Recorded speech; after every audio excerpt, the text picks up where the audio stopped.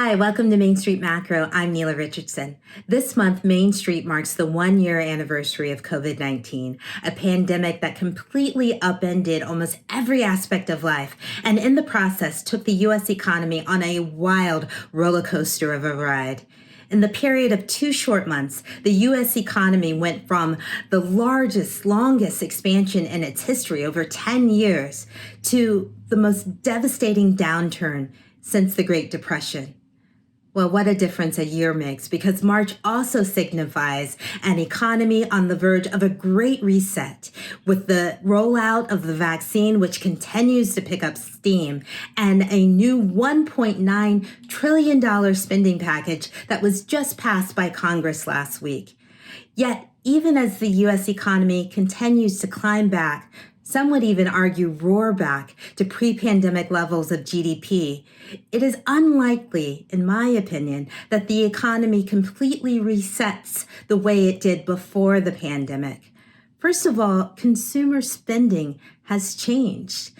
Now, consumers are the engine of growth for the economy, and this time is no exception. But a lot of that spending that's driven the recovery so far has been spending on goods, because social distancing restrictions prevented spending on many services.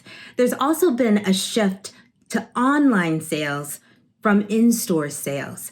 How quickly consumers actually rebalance their spending from goods to the much larger service sector will determine how sustainable the economic recovery will be, and whether Main Street businesses can come back in the same form they were before the pandemic.